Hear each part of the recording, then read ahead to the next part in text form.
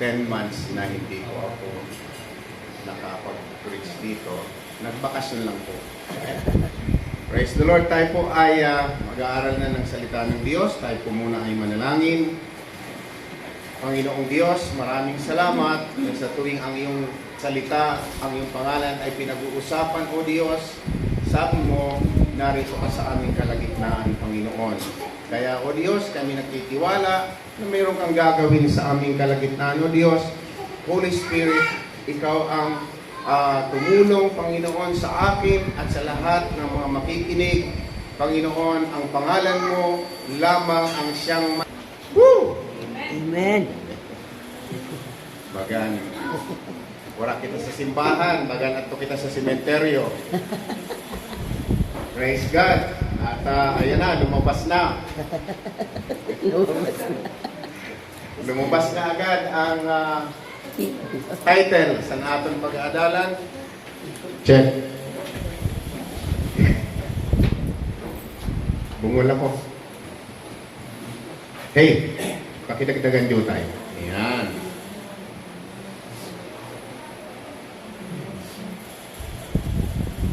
Mapatutuman po ako dahil maayo po ang atong Panginoon. Amen? Nagkadi po ako, naguli ako, nagbalik po ako didi na waran inaasahan kundi ang Diyos. Ang sarap pala umasa sa Panginoon, ano, si Jasmine. Dahil yung mga surprises, yung mga sorpresa ng Diyos, hindi mo, kumbaga, dili mo inaasahan, pero sabi pa nga sa joke dyan sa Facebook, yun daw sabaw at saka rice ay sorpresa.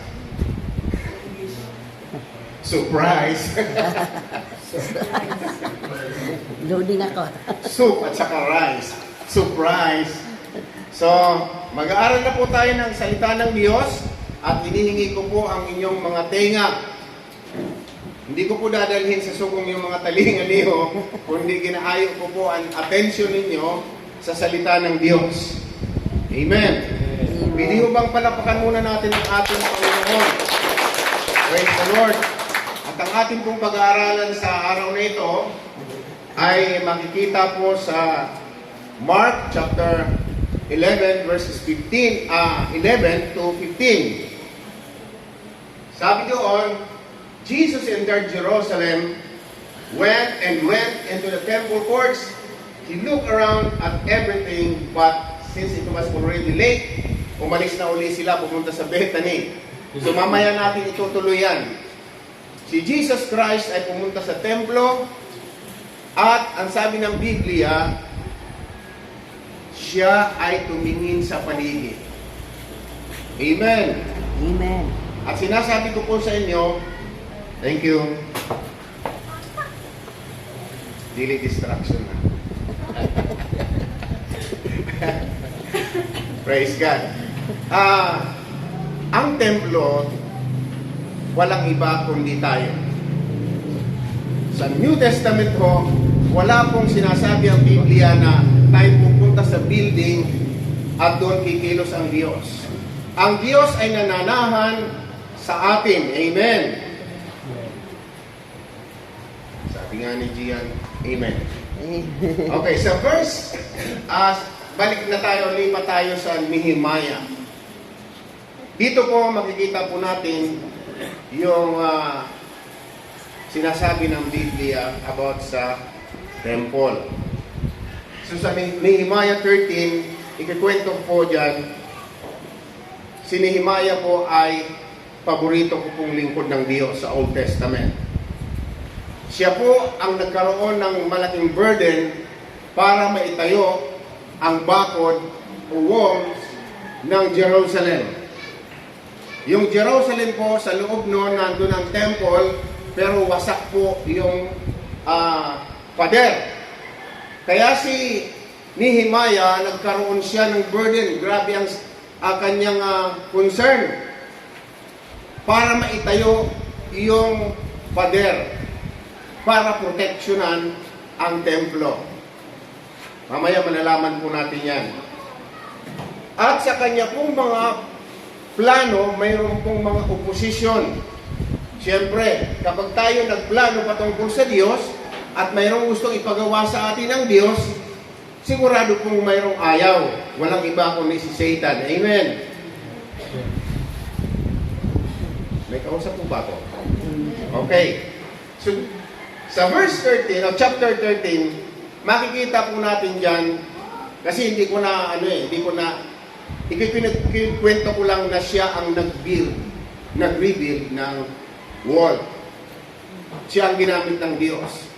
Pag binasa po natin ang chapter 1 hanggang chapter 4, chapter 6, makikita doon natin na napakaraming opposition, ang dami nagbabanta, ang gustong kumalaban sa Kanya, gusto silang patayin, pero dahil ang Diyos ang nagsabi sa kanila, sa Kanya, na itayo niya, walang magawa ang kaaway, kundi manood na lang. Amen. Kaya kapag mayroong papagawa sa atin ng Diyos, sumunod tayo sa Panginoon, huwag tayong matakot, dahil ang nag-utos sa atin, hindi si Mayor. Hindi po ba? Ang nag-utos sa atin ang Diyos. Kaya, sino man, ano man ang opposition, sino man sila, hindi sila magtatagumpay dahil ginagawa mo ang kalooban ng Diyos at back up ka ng kalangitan. Amen po ba? Amen. So,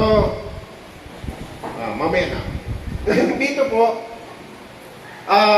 sa chapter 13, yan na lang po ang kinuha ko.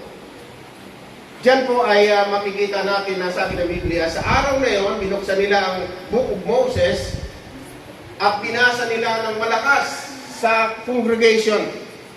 At ang sabi doon, lahat daw ng mga Ammonite, Moabites, ay hindi pwedeng isali sa congregation ng Panginoon. Amen. Malalaman natin mamaya kung ano yung Ammonite na yan. Tapos sa verse 4, punta na tayo sa verse 4. Pakibaba na. Ayan. Verse 3. When the people heard this law, iniwalay nila sa Israel ang lahat ng mga hindi kalahi. Hindi po ito yung kalahi na mga project. Kung hindi ka mananampalataya.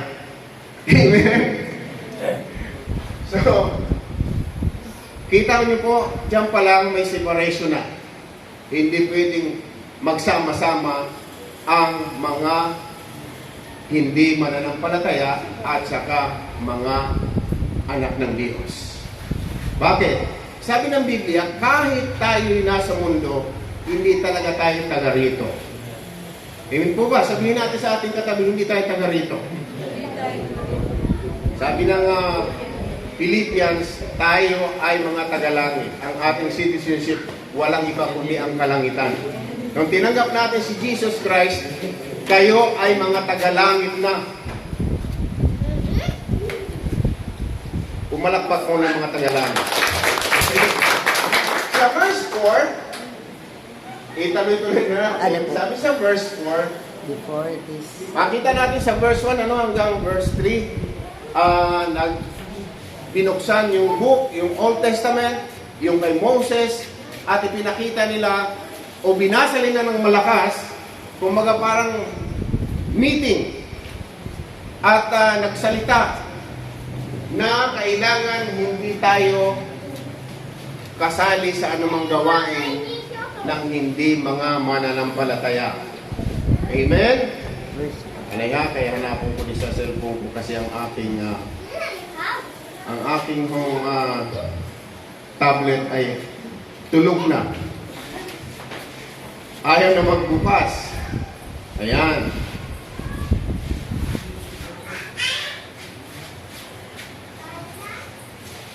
Sa verse 4, bago pa daw yun, sabi ng Biblia, sabi ang ginagamit kong translation ay New King James Bible. Now, before this, sabi ng Biblia, Eliashib, the priest, having authority over the storerooms of the house of our God, was allied with Tobiah. Pakinggan po ninyo. Yung priest daw, na binigyan ng kapangyarihan para pangalagaan ang kwarto o storerooms ng temple kung sa ating panahon ngayon, ang ating mga puso kailangan may nagbabantay. Amen? So dito po mga kapatid, si Eliashib ay isang priest, lingkod ng Diyos. Pero nakipag-alay siya kay Tubaya. Si Tubaya ho ay Ammonite. Sabi ng Amplified Bible, si Tubaya ay adversary, kaaway o kalaban o opposition ng mga plano ng Diyos o ng Israel. Amen po ba? So itong si Tubaya ay nagsama sila, naging kaibigan ng isang lingkod ng Diyos. At ang sabi ng Bible, sa verse 5, and he had prepared for him a large room. Itong si Eliashib na priest ay binigyan o pinaglaanan si Tubaya.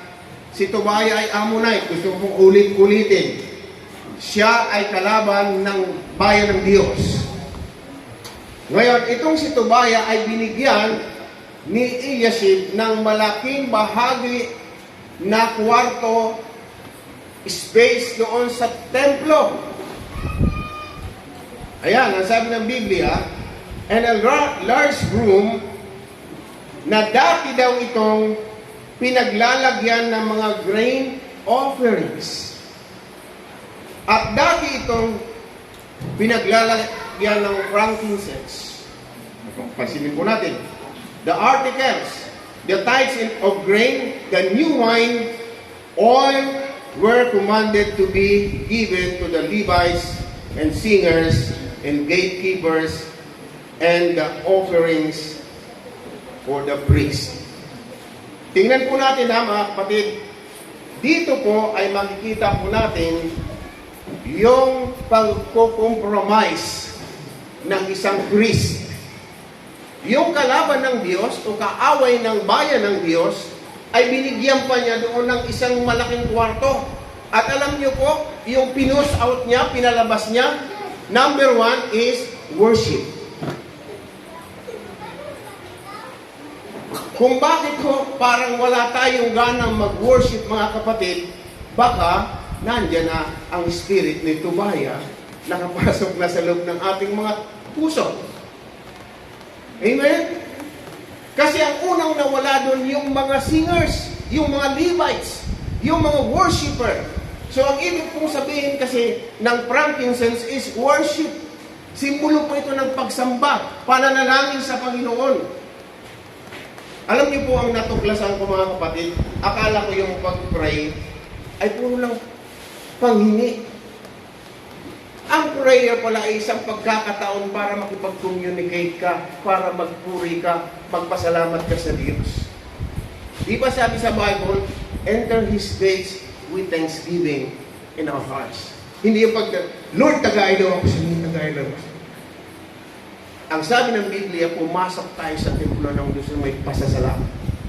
Yung nagising tayo, thank you Lord, amen. Alam niyo po, matagal na ho akong walang sweldo, matagal na ho akong walang trabaho, pero nakakakain ako araw-araw dahil ang aking Diyos ang aking pinaglilingkuran, kilala ko siya na siyang aking provider. Amen po ba? So dito, ano po yung mga nawala sa templo? Ano yung mga nawala sa atin kapag pumasok ang espiritu ng kaaway? Number 1 is worship. Di ka nagaganahan manalangin. Bakit? Pinapatay niya yung ating passion, yung pagmamahal natin sa Diyos. Amen? Nawawalan tayong gana magbasa ng Bible. Kaya mga kapatid, guys, pukpukin tayo, mag-serve tayo sa Panginoon mga kapatid. Kahit sampalin mo yan, hindi yan kikilos. Bakit? Dahil ang tanging dahilan kung bakit tayo nakakapag-serve sa Lord, dahil sa grace ng Lord at dahil sa tulong ng Banal na Espiritu. Amen? Amen. Wala po tayo tanggalin sa atin ang Holy Spirit. para lang tayong lata na kimik. Amen. Pero kapag ang Holy Spirit ay nasa atin, huwag kang magtaka. Dahil bakit gusto mo pumunta sa Bible study? Bakit gusto mo mag-share ng Word of God? Bakit hindi ka mapigilan? Bakit sa tuwing pag-uusapan si Jesus Christ, naiiyak ka? Dahil yan sa gawa ng Holy Spirit sa ating mga buhay. Kapag wala ka ng gana, check mo na. Baka merong part sa puso mo, may nakapasok na. Amen. So ang sabi doon, nawala din yung grain. Yung pong grain ay mga ano yun eh. Mga inani, yung mga ginagawang cereal, ginagawang bread. Hindi green ha. Andiyan pala yan ano. Okay. Pati tights. Hindi na nagtatights.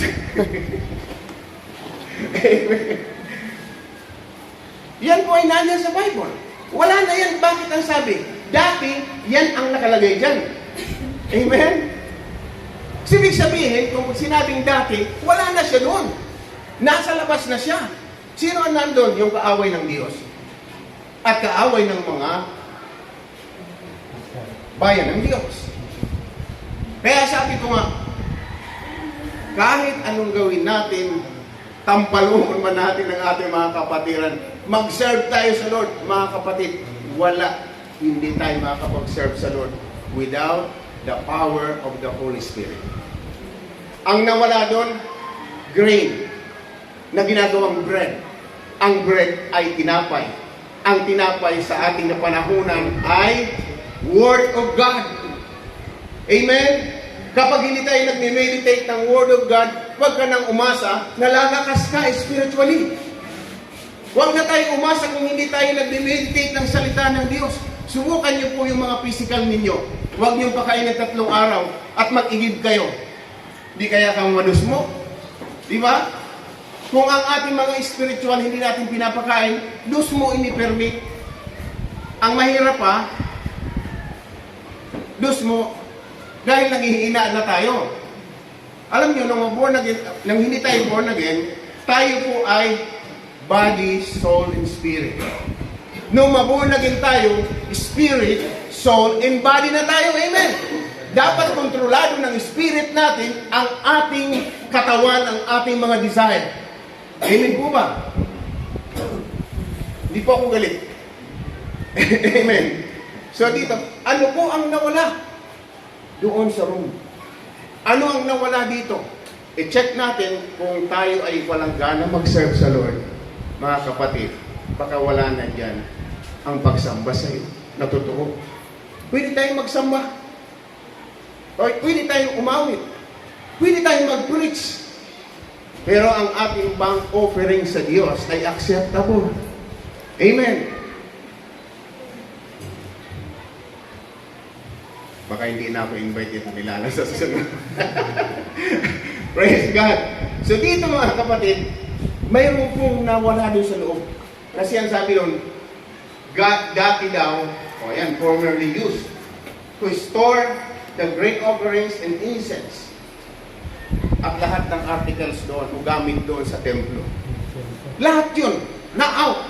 At ang nag-occupy na, walang iba kundi si Tobiah na Ammonite. Ulitin ko, siya'y adversary, kaaway, opposition ng kalooban ng Diyos. Kasi sa chapter 1 ng Nehemiah, doon pa lang kalaban niya na si Nehemiah para nung kanilang itatayo yung pader, tinatakot niya na, dinidistract niya, binabantaan niya. Pag binasa mo yun, makikita mo yun doon. Pero hindi po nagpa-tinag si Nehemiah. Ang ginawa nila sa tuwing makakarinig sila ng pagbabanta, mananalangin. Kaya, may cover sa kanila lagi ang Panginoon. Amen po ba? Nawala ang worship. Nawala yung meditation, yung gana nating mag-meditate sa salita ng Diyos. Nawala ang anointing. Bakit? Sabi nung pati oil, wala na siya. Ang oil, sumisimbolo ng Holy Spirit and anointing. Kapag wala ng oil doon, wala na tayo. Kahit sinong preacher, mga kapatid, kahit sinong pastor, kapag wala ng anointing ng Holy Spirit o wala ng Holy Spirit, wag nang umasa na magiging successful o may bunga ang ating mga gagawin. Amen po ba?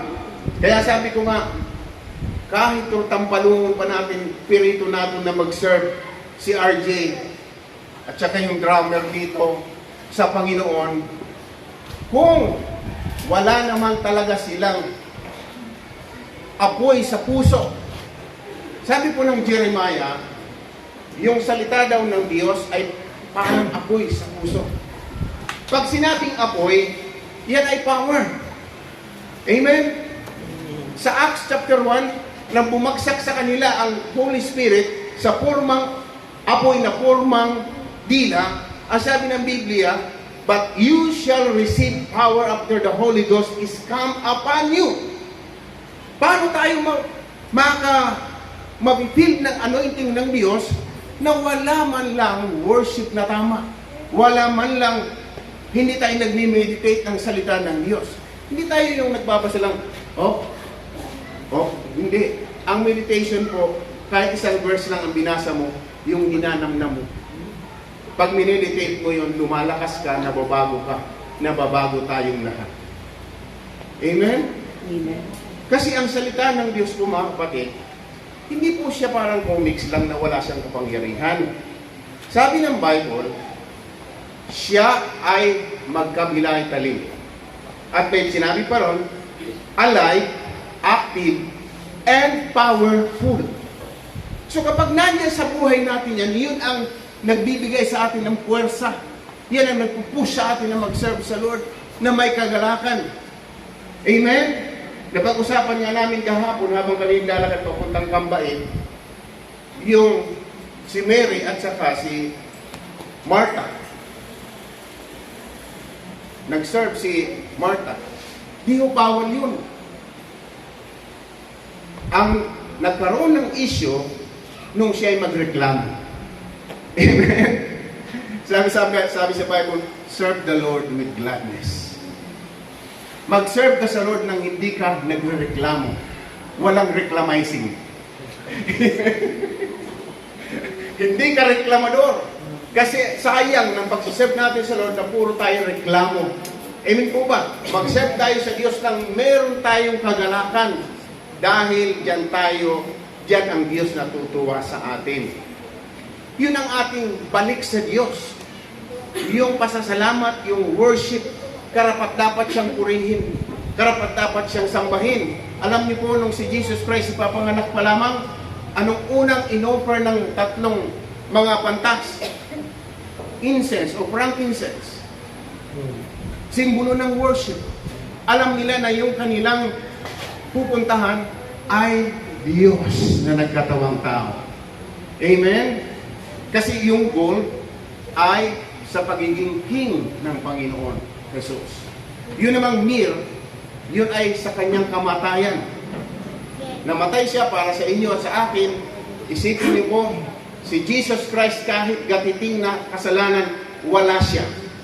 Tayo hindi lang gatiting ang ating kasalanan, gabundok ang kasalanan natin.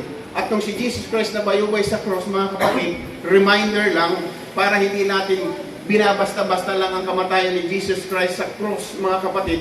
Siya ang nagdala, nagpasan ng inyo at aking kasalanan. Milyong tao ang kanyang sinave, dinala doon sa cross. Pag wala naman siya kasalanan, tayo ang meron, pero siya ang nabayubay sa cross. Tapos tayo ngayon, mga Kristiyano tayo, parang wala lang. Nabubuhay nga tayo sa grace, pero kailangan ng Diyos ng mga vessel. Amen. Kasi gusto ng Diyos na makonquer natin ang sanlibutan. Amen? Konting lang, sabi ng kapatid ko kagabi, kasi tinatanong niya ako, kumusta na yung anak mo? Kumusta na si Jasper? Kasi yung anak ko, nasa hospital ngayon. At siya ay na-dengue. Hindi namin makontak, ayaw akong sagutin. So, naiba yung usapan. Ay, ano na ito nangyayari sa ating bansa? Tapos napunta pa sa politika. Grabe talaga, dinaya pala talaga si ano. Sabi ko, alam na namin yan matagal na. Huwag kayong magpanik dahil talagang ganun. Ang nasa Panginoon, dapat natutulog lang. Ang natutulog, hindi kinakabahan. Amen? So dito po, makikita po natin yung mga nawala doon sa templo. Yung mga singers, yung Levites, yung mga workers. Nawala siya doon. Nawala ang anointing. Kaya mga kapatid, kapag walang anointing, wala tayo. Sabi ko nga, ihiwalay tayo sa Spirit ng Diyos, wala na tayo. Maskin magpatambling pa kita, alam niyo po, ang pag-worship sa Diyos, hindi tayo nag-attract ng tao. Amen? Ang Diyos ang ating inaalaya. Kasi pag sa tao, tayo umaawit, parang nag-attention ng tao ang kinukuha natin.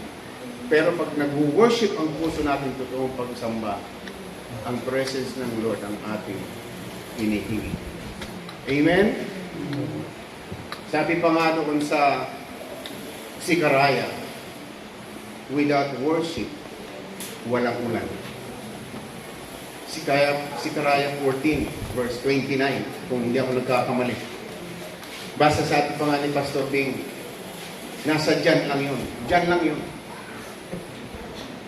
Yung po ang nakalagay sa Bible.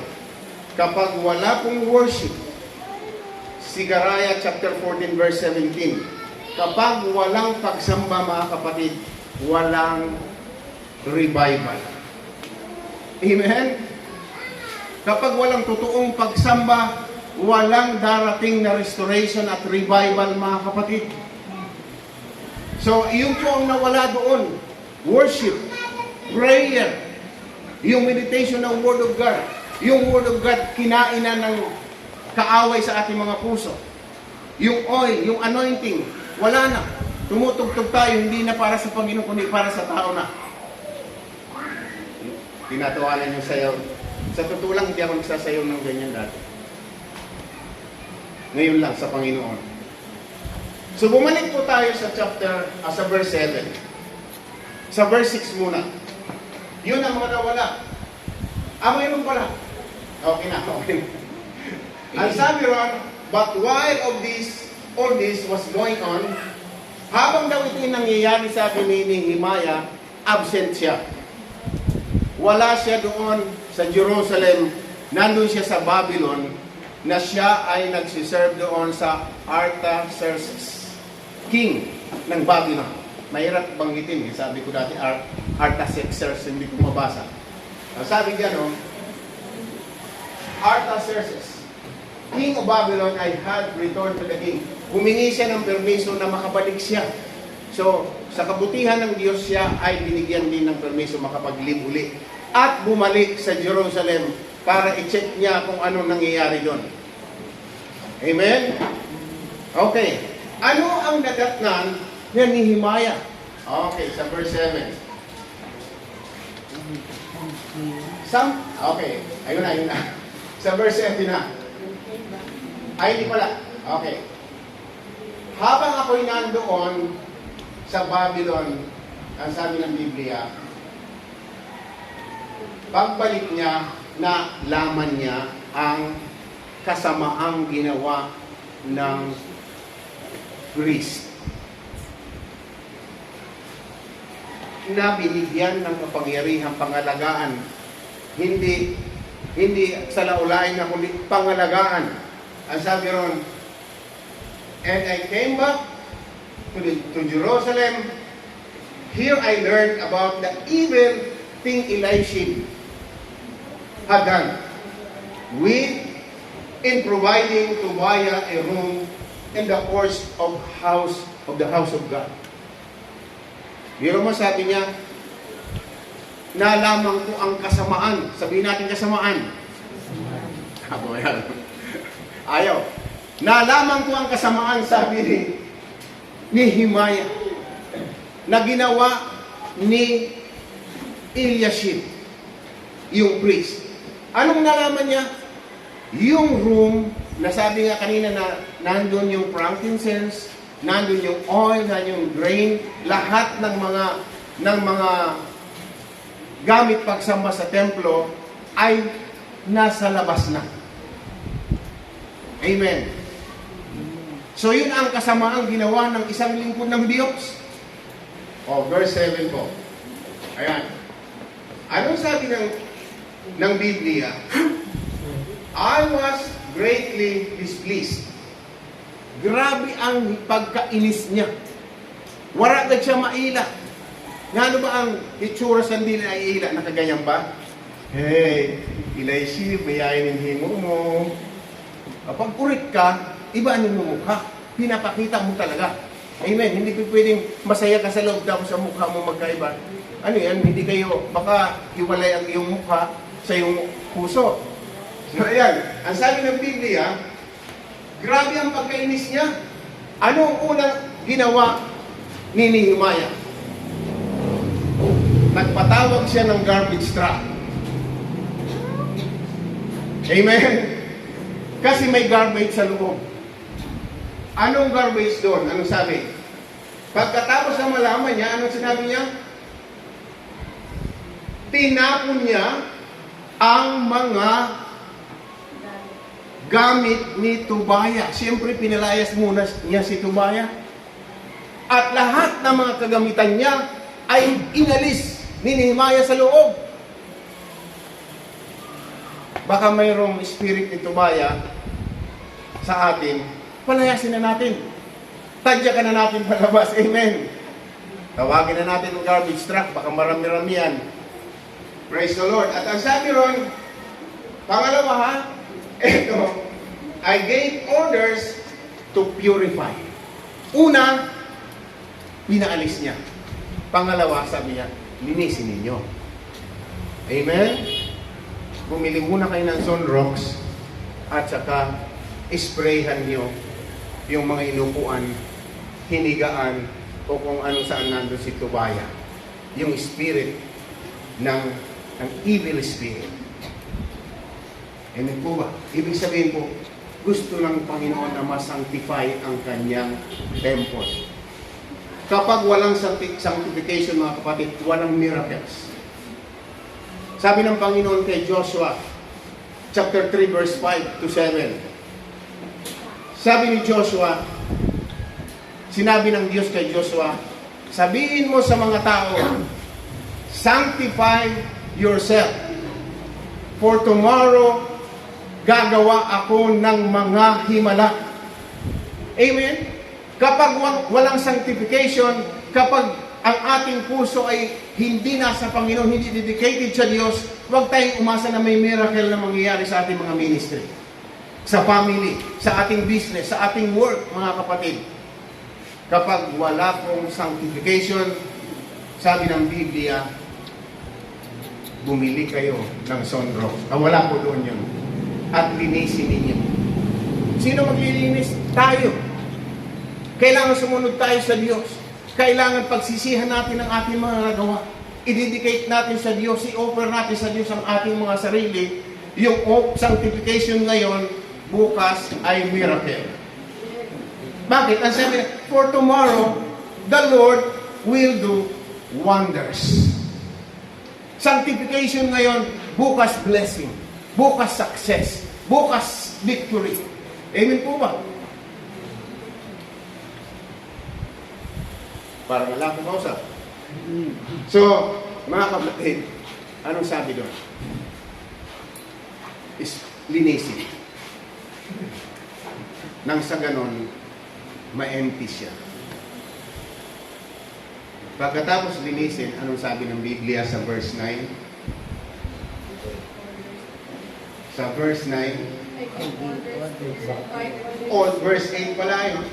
Awan niyo pala ang 9, sorry. Binigyan niya ng order na ibalik. Amen? Ibalik ang inyong worship. Ibalik ang inyong pagsiserve sa Lord. Ibalik ang prayer. ibalik ang tithing. Bakit hindi ako matatakot sa binandyan yan? Ibalik yung passion natin sa salita ng Diyos. Ibalik ang lahat na nawala sa temple. Sa temple na ito, ibalik lahat. Mga kapatid, bukas may miracle. Amen po ba? Ang sabi doon, pagkatapos na itapon yung mga nasa loob ng templo, hindi yun para sa kanila. Ang templo ng Diyos tayo. At itong templo na ito, hindi na ito atin, sabi ng Korinto, binili niya na ito. Amen? Hindi ito ano ba tawag? For rent. Hindi ito para sa iba. Para ito sa Holy Spirit. Sabi ng Korinto, chapter 6, verses 19 to 20, ang mga templong yan ay binili ko na. O sino nang tag-iya? Sino tag-iya? O ang sabi ng kasunod, glorify God diyan sa templong yan. Parangalan natin ang Diyos sa templong yan. Ang templong yan ay ito. Amen po ba? Kaya nga mga kapatid, pagbalik, anong binalik? Lahat doon, anointing, pinakahuli, o kasunod. Kasi ang anointing, hindi yung nauuna. Kailangan muna malinis ka muna sisidlan. Amen po ba? Hindi automatic ng anointing makukuha mo. Kailangan mong manalangin. Kailangan mong lagi sa presensya ng Diyos. Maniwala ka kapatid, ang buhay natin ay kagamit-gamit ng Panginoon. Magbibigay ng kapurihan sa ating Panginoon. Pero kapag nawala na ang gana natin, mga kapatid, sa salita ng Diyos, wala na po tayong fruit sa ating pong paglilingkod sa Panginoon. Nagets niyo po ako? Amen? Kaya sabi ron, binalik lahat. Balik ang worship. Balik yung grain, yung cereal, yung bread, yung ating meditation, balik. Balik ang worship. Balik ang prayer. Balik yung passion natin, pasasalamat sa Panginoon. Sabi baga sa Biblia, nung si David ay medyo nahihirapan siya, hindi kausap niya ang Diyos. Ang kinakausap niya ang kanyang sarili. Sabi niya, bless the Lord, O my soul. Amen. Hindi Diyos ang kinakausap niya. Kasi manalangin ka o hindi, Diyos pa rin siya. Amen? Hindi mababawasan ang Diyos ng kanyang kapangyarihan kung hindi natin siya sambahin at purihin at sundin. Ang Diyos ay mananatiling Diyos. Tayo kailangan lumapit sa Diyos at humingi ng tulong sa Panginoon. Amen po ba? Hindi po ito patungkol sa ating mga buhay. Patungkol po ito sa ating Panginoon. Kapag nandito tayo sa church, hindi ito patungkol sa atin. Ito'y patungkol sa Diyos. O saan man tayo magpunta. Amen po ba? So, dito po makikita natin, bago po ibinalik yung oil, ibinalik yung grain, ibinalik lahat ng mga kagamitan sa worship, ibinalik yung mga singers hanggang sa baba.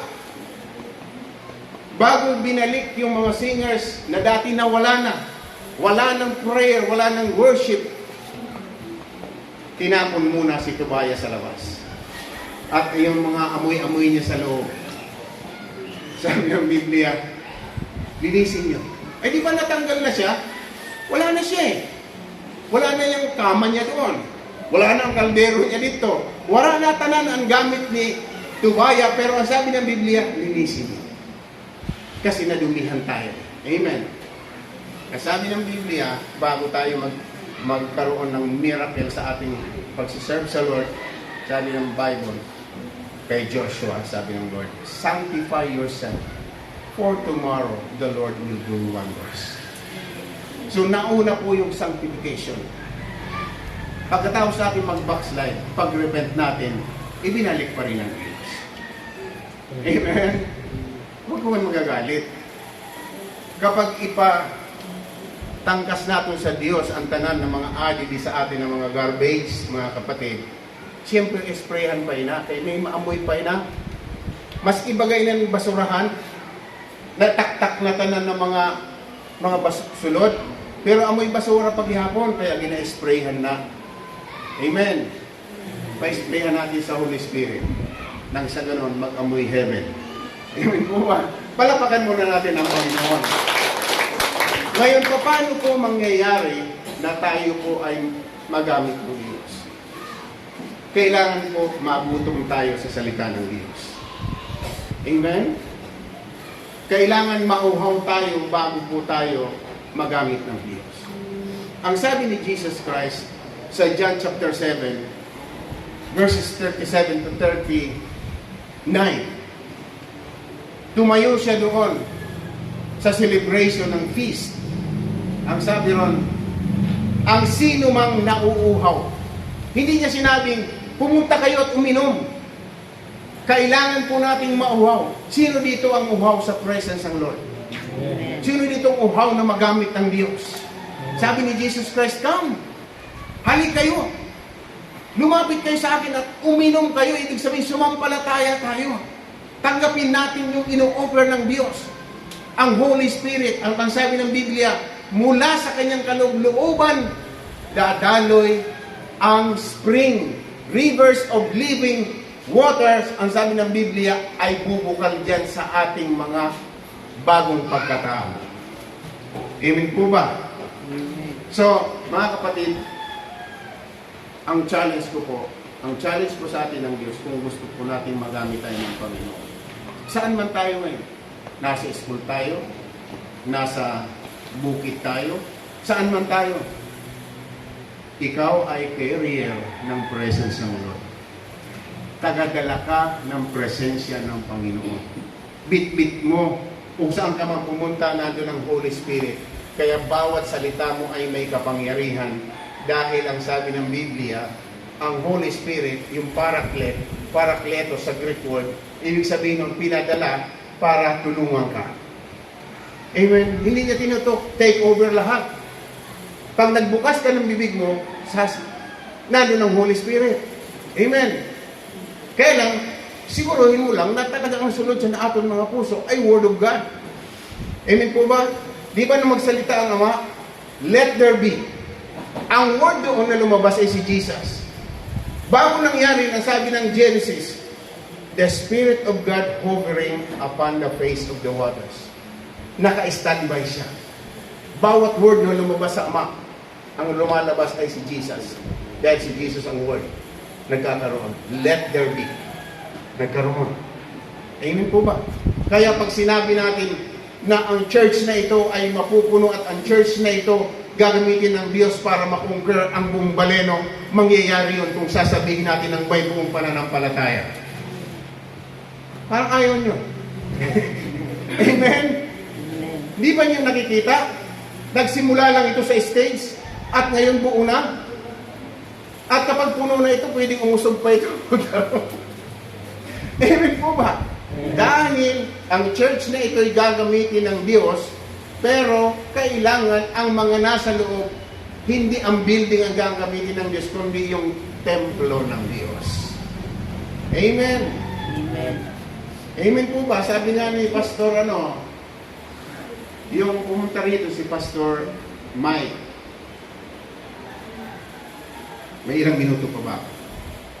Sabi ni Pastor Mike, marami daw siyang dream dito. Kita niya na, baga nagpangki si Dada, na ang napangkininda na ano kay mga isda nga darago na hindi dapat adi kay sapa o suba. Dapat doon daw yon. So, ibig sabihin, ang pangki ay Word of God. Ang naghahawik sa pangki, kita. Amen?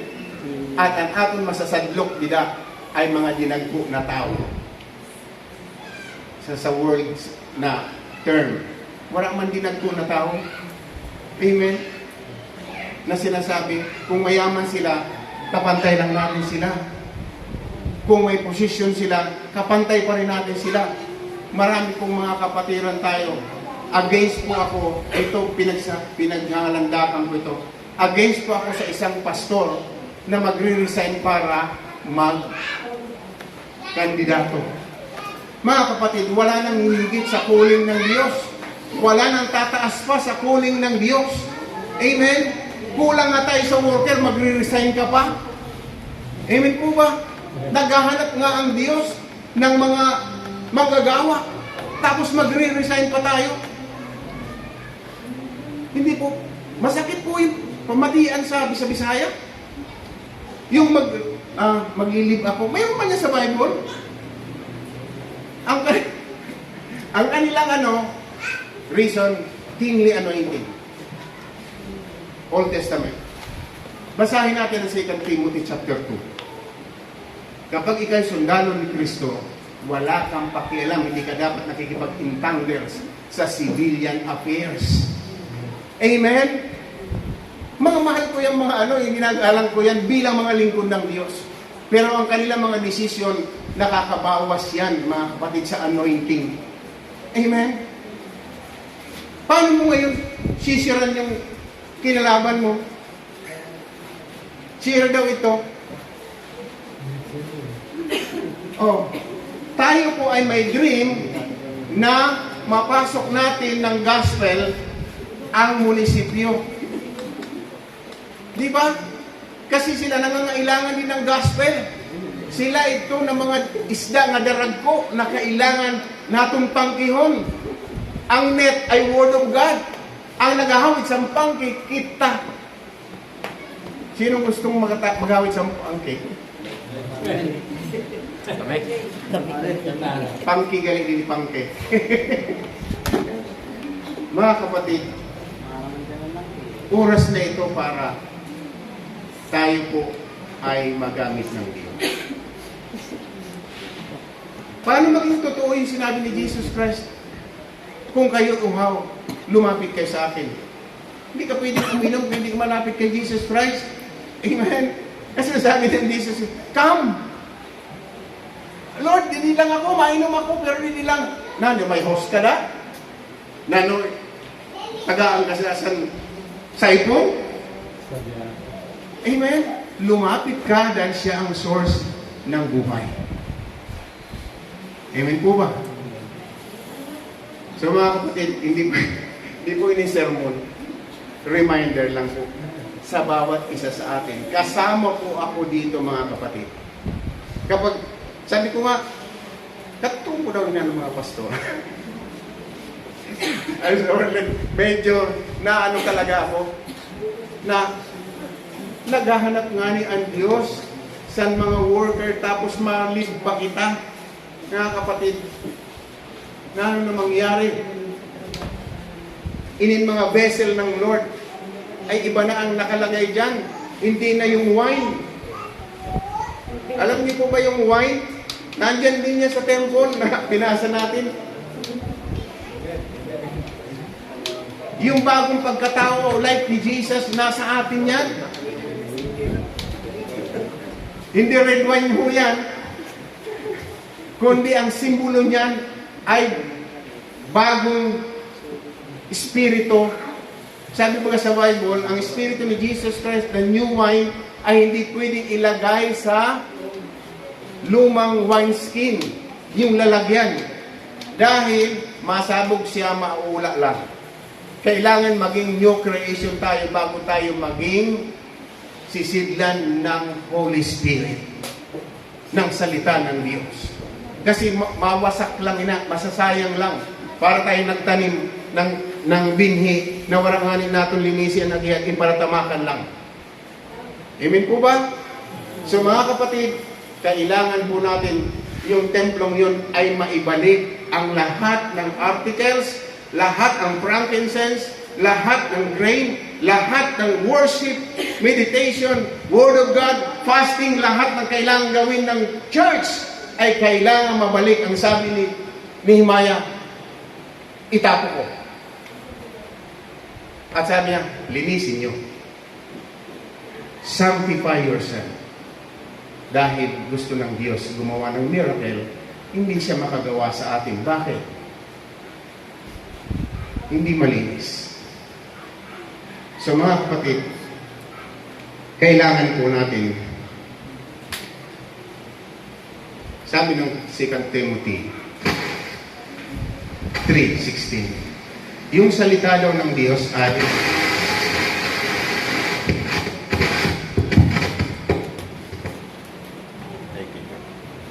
Ang salita daw ng Diyos ay hiningahan niya. Yung binabasa nating salita ng Diyos ay may buhay galing sa Diyos. God breathed. Ang sabi ron, breathe. Ang sabi ron, pneuma, doon sa Genesis. Dito sa Greek word sa New Testament ay ruach, spirit. Ibig sabihin, yung buhay ng Diyos nandyan sa Word of God. Amen? Kaya nga pag binabasa natin, uy, praise God, okay pala. Nandito pala sa akin ang Panginoon. Pag hindi mo binasa, hindi ka malalaya. Dahil sabi ng Biblia, you shall know the truth, and the truth shall set you free. Hindi mo alam na ikaw pala anointed. Kaya, hurado ka mag-share dahil hindi mo alam eh. Now, alam na natin na tayo ay sisidlan ng Espiritu ng Diyos. Pero kailangan mabalik po dyan sa ating templo ang frankincense, ang worship, ang prayer, ang meditation. Sabi ko nga sa Pulaga, yung EAT, ang kanilang ang nila ay Mandaya ay matatalo. So mga kapatid, mga kaibigan, tayo po ay gustong gamitin ng Diyos. Pero ang sabi ng Biblia, ano ba ang nandyan sa temple na yan? Itapon. Yung spirit ito ba, laging oppose yan. Yung Ammonite, laging oppose yan. Actually, yung Ammonite, hindi mo masama yan sila eh. Rebelde lang yan sila. Kaya pag pumasok sila sa puso natin, rebelde tayo sa Diyos. Sabihin, anong rebelde? Nag-worship naman ako. Kapag inutusan ka ng Diyos at di mo sinunod, ang tawag sa'yo rebelde. Disobedient. Amen? Akala natin yung rebelde, kukuha ka ng tapos awayin mo lahat ng Christian. Hindi. Kapag pinagawa sa'yo ng Diyos at ayaw mong gawin, rebelde ka. Amen po ba? At yan ang espiritu ng mga Ammonite nang lumabas ang Israel sa Egypt. Humingi sila ng tulong doon. Tumawag pa sila kay Baal at kinurse pa yung Israel. Pero dahil sila'y bayan ng Diyos, yung curse nauwi sa blessing. Amen? Kaya mga kapatid, ano bang nangyari doon? Sabi niya, and then I put back into them the equipment of the house of God with the grain offerings, and the incense. Restoration. Revival. Encounter kay Jesus Christ. Amen. Sino dito naka-encounter kay Lord? Marami. Si Angela, nakita ko yan dito na pinapanood ko kayo sa pinopost ninyo. Yung nasa Manila, si Jessa, na makausap ko siya, dalaga, pero ang sabi niya sa akin, Pastor Heck, tulog pati sipon ko. So wala nang kimi-kimi, wala nang pakyut-kyut, pati sipon pinamalita niya na. Dahil na-experience niya ang kagandahan ng Diyos. Amen po ba? Pero yung naka-experience sa presence ng Lord o encounter kay Jesus Christ, dapat magpatuloy sa Word. Dahil pwede siyang mamatay, yung passion natin, yung ating na-receive na kalakasan, yung revival, pwede siyang mag-die down at mamatay kung hindi tayo mananalangin, hindi tayo mag-meditate na Word of God. Si Zacchaeus, hindi pa nagsalita si Jesus Christ. Sumama pa lang sa bahay niya. Amen? Sabi ng verse 8, mula ngayon, ang lahat ng kayamanan ko, ang kalahating pamimigay ko. Mga kapatid, government official siya. Taga-BIR siya kung sa ating bansa. Collector siya. Di ba? Yun ang sinasabi ng Biblia. Tax collector si